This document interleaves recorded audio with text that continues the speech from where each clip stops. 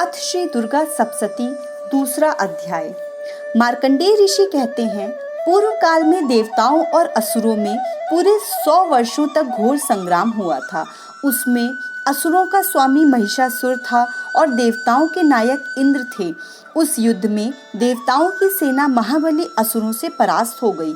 संपूर्ण देवताओं को जीतकर महिषासुर इंद्र बन बैठा। तब पराजित देवता प्रजापति ब्रह्मा जी को आगे करके उस स्थान पर गए जहां भगवान शंकर और विष्णु विराजमान थे। देवताओं ने महिषासुर के पराक्रम तथा अपनी पराजय का यथावत वृत्तांत उन दोनों देवेश्वरों से विस्तार पूर्वक कह सुनाया। वे बोले, भगवान महिषासुर सूर्य, इंद्र, अग्नि, वायु, चंद्रमा, यम, वरुण तथा अन्य देवताओं के भी अधिकार छीनकर स्वयं ही सबका अधिष्ठाता बन बैठा है। उस दुरात्मा महेश ने समस्त देवताओं को स्वर्ग से निकाल दिया है। अब वे मनुष्यों की भांति पृथ्वी पर विचरते हैं। दैत्यों की यह सारी करतूत हमने आप लोगों से कह सुनाई। अब हम आपकी ही शरण में आए हैं। उसके वध का कोई उपाय सोचिए। इस प्रकार देवताओं के वचन सुनकर भगवान विष्णु और शिव ने दैत्यों पर बड़ा क्रोध किया। उनकी भौहें तन गईं और मुख टेढ़ा हो गया।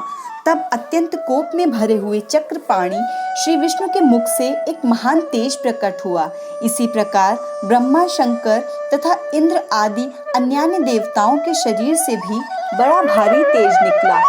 वह सब मिलकर एक हो गया। का वह पुंज ज्वलंत पर्वत सा जान पड़ा। देवताओं ने देखा, वहां उसकी ज्वालाएं संपूर्ण दिशाओं में व्याप्त हो रही थीं। संपूर्ण देवताओं के शरीर से प्रकट हुए उस तेज की कहीं तुलना नहीं थी। एकत्रित होने पर वह एक नारी के रूप में परिणित हो गया और अपने प्रकाश से तीनों लोकों में व्याप्त जान पड़ा। भगवान शंकर का जो तेज था उससे देवी के मुख प्रकट हुआ। यमराज के तेज से उनके सिर में बाल निकल आए। श्री विष्णु भगवान के तेज से उसकी भुजाएं उत्पन्न हुई। चंद्रमा के तेज से दोनों स्तनों का और इंद्र के तेज से मध्य भाग का प्रादुर्भाव हुआ। वरुण के तेज से जंगा और पिंडली तथा पृथ्वी के तेज से नितंब भाग का प्रकट हुआ। ब्रह्मा के तेज से दोनों चरण और सूर्य के तेज से उनकी अंगुलियां हुई। वसुओं के तेज से हाथों की उंगलियां तथा कुबेर के तेज से नासिका प्रकट हुई। उस देवी के दांत प्रजापति के तेज से और तीनों नेत्र अग्नि के तेज से प्रकट हुए थे। उसकी भौहें संध्या के और कान वायु के तेज से उत्पन्न हुए थे। इसी प्रकार अन्यान्य देवताओं के तेज से भी उस कल्याणमयी देवी का आविर्भाव हुआ। तदंतर समस्त देवताओं के तेजपुंज से प्रकट हुई देवी को देखकर महिषासुर के सताए हुए देवता बहुत प्रसन्न हुए। पिनाकधारी भगवान शंकर ने अपने शूल से एक शूल निकालकर उन्हें दिया। फिर भगवान विष्णु ने भी अपने चक्र से चक्र उत्पन्न करके भगवती को अर्पण किया। वरुण ने भी शंख भेंट किया। अग्नि ने उन्हें शक्ति दी तथा वायु ने धनुष तथा बाण से भरे हुए 2 तरकस प्रदान किए। सहस्त्र नेत्रों वाले देवराज इंद्र ने अपने वज्र से वज्र उत्पन्न करके दिया और ऐरावत हाथी से उतारकर 1 घंटा भी प्रदान किया। यमराज ने कालदंड से दंड, वरुण ने पाश, प्रजापति ने स्फटिकाक्ष की माला तथा ब्रह्मा जी ने कमंडल भेंट किया।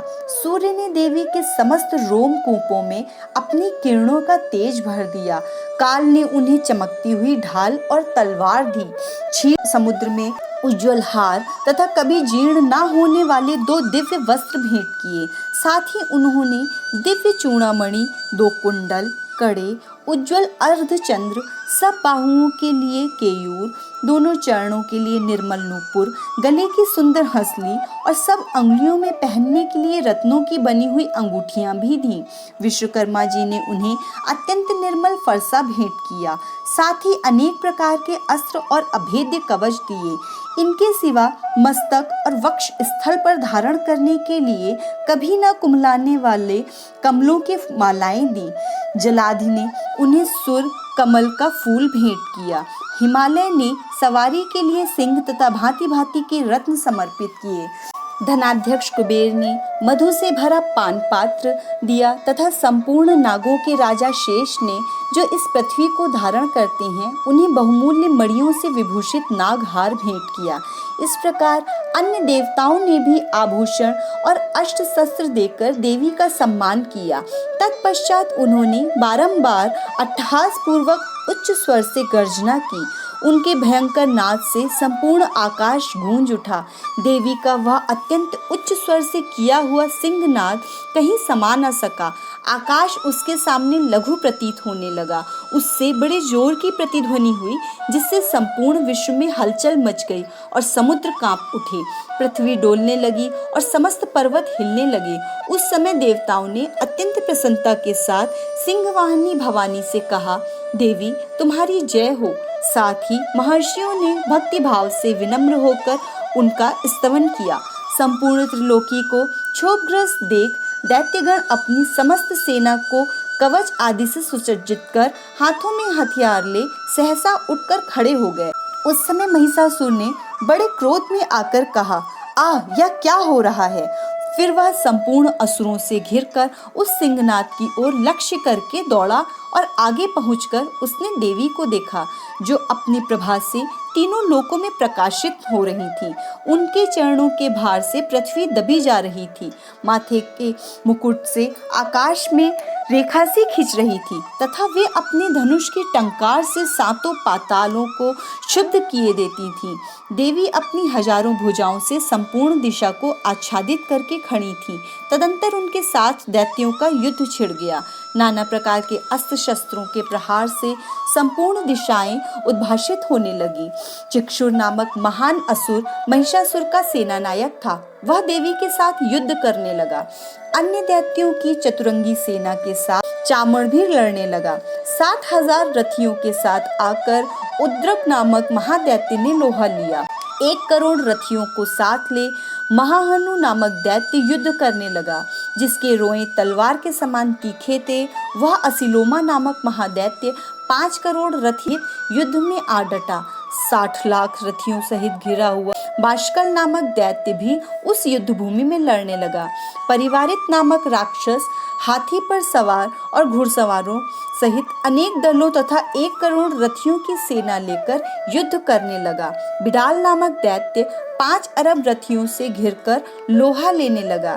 इनके अतिरिक्त और भी हजारों महादैत्य रथ, हाथी और घोड़ों की सेना के साथ लेकर वहां देवी के साथ युद्ध करने लगे। स्वयं महिषासुर उस रणभूमि में कोटि कोटि सहस्त्र रथ, हाथी और घोड़ों की सेना के साथ घिरा हुआ खड़ा था। वे दैत्य देवी के साथ तोमर, भिंदीपाल, शक्ति, मूसल, खड्ग, परशु और पट्टशी आदि अस्त्र शस्त्रों का प्रहार करते हुए युद्ध कर रहे थे। कुछ दैत्यों ने उन पर शक्ति कर प्रहार किया, कुछ लोगों ने पाश फेंके तथा कुछ दूसरे दैत्यों ने खड़ग प्रहार करके देवी को मार डालने का उद्योग किया। देवी ने भी क्रोध में भरकर खेल खेल में ही अपने अस्त्र शस्त्रों की वर्षा करके दैत्यों के वे समस्त अस्त्र शस्त्र काट डाले। उनके मुख पर परिश्रम या थकावट का रंच मात्र भी चिन्ह नहीं था। देवता और ऋषि उनकी स्तुति करते थे और वे भगवती परमेश्वरी दैत्यों के शरीर पर अस्त्र शस्त्रों की वर्षा कर रही थी। देवी का वाहन सिंह भी क्रोध में भरकर गर्दन के बालों को हिलाता हुआ असुरों की सेना में इस प्रकार विचरने लगा, मानो वनों में दावान फैल रहा हो। रणभूमि में दैत्यों के साथ युद्ध करती हुई अंबिका देवी ने जितने निश्वास छोड़े, वे सभी तत्काल सैकड़ों हजारों गणों के रूप में प्रकट हो गए और परशु, भिंदीपाल, खड्ग तथा पट्टिश आदि अस्त्रों द्वारा असुरों का सामना करने लगे। देवी की शक्ति से बढ़े हुए वे गण असुरों का नाश करते हुए नगाड़ा और शंख आदि बाजे बजाने लगे। उस संग्राम महोत्सव में कितने ही गण मृदंग बजा रहे। तदंतर देवी ने त्रिशूल से, गदा से, शक्ति की वर्षा से और खड्ग से सैकड़ों महादैत्यों का संहार कर डाला। कितनों को घंटे के भयंकर नाद से मूर्छित करके मार गिराया, बहुतेरे दैत्यों को पाश से बांधकर धरती पर घसीटा। कितने ही दैत्य उनकी तीखी तलवार की मार से दो टुकड़े हो गए, कितने ही गदा की चोट से घायल होकर धरती पर सो गए, कितने ही मूसल की मार से अत्यंत आहत होकर रक्त वमन करने लगे। कुछ दैत्य शूल से छाती फट जाने के कारण पृथ्वी पर ढेर हो गए। उस रण में बाण समूहों की वृष्टि से कितने ही असुरों की कमर टूट गई। बाज की तरह झपटने वाली देव पीड़क दैत्यगण अपने प्राणों से हाथ धोने लगे। किन्हीं की बाहें छिन्न भिन्न हो गईं, कितनों की गर्दनें कट गईं, कितने ही दैत्यों के मस्तक कट कट कर गिरने लगे। कुछ लोगों के शरीर मध्य भाग में ही विदीर्ण हो गए। कितने ही महादैत्य जांघें कट जाने पर पृथ्वी पर गिर पड़े। कितनों को ही देवी ने एक बाह, एक पैर और एक नेत्र वाले करके दो टुकड़ों में चीर डाला। कितने ही दैत्य मस्तक कट जाने पर भी गिरकर फिर उठ जाते और केवल धड़ के ही रूप में अच्छे मच्छे हथियार हाथ में लेकर देवी के साथ युद्ध करने लगते थे। दूसरे कटिबंध युद्ध के बाजों की लय पर नाचते थे। कितने ही बिना सिर के धड़ हाथों में दूसरे कटिबंध युद्ध के बाजों की लय पर नाचते थे। कितने ही बिना सिर के धड़ हाथों में खड़ग, शक्ति और रिष्टि लेते थे तथा दूसरे महादैत्य ठहरो ठहरो यह कहते हुए देवी को युद्ध के लिए ललकारते थे। जहाँ वह घोर संग्राम हुआ था वहाँ की धरती देवी के गिराए हुए रथ, हाथी, घोड़े और असुरों की लाशों से ऐसी पट गई थी कि वहाँ चलना फिरना असंभव हो गया था। दैत्यों की सेना में हाथी, घोड़े और असुरों के शरीरों से इतनी अधिक मात्रा में रक्तपात हुआ था कि थोड़ी ही देर में वहाँ खून की एक बड़ी नदी बहने लगी। जगदम्बा ने असुरों की विशाल सेना को क्षण भर में नष्ट कर दिया। ठीक उसी तरह जैसे तृण और काठ के भारी ढेर को आग कुछ ही देर में भस्म कर देती है और वह सिंह भी गर्दन के बालों को हिला हिलाकर जोर जोर से गर्जना करता हुआ दैत्यों के शरीरों को मानो उनके प्राण चुन लेता था, वहां देवी के गण ने भी उन महादैत्यों के साथ ऐसा युद्ध किया जिससे आकाश में खड़े हुए देवतागण उन पर बहुत संतुष्ट हुए और फूल बरसाने लगे। इस प्रकार श्री मार्कंडेय पुराण में सावर्णिक मनवंतर की कथा के अंतर्गत देवी महात्म्य में महिषासुर की सेना का वध नामक दूसरा अध्याय पूर्ण हुआ।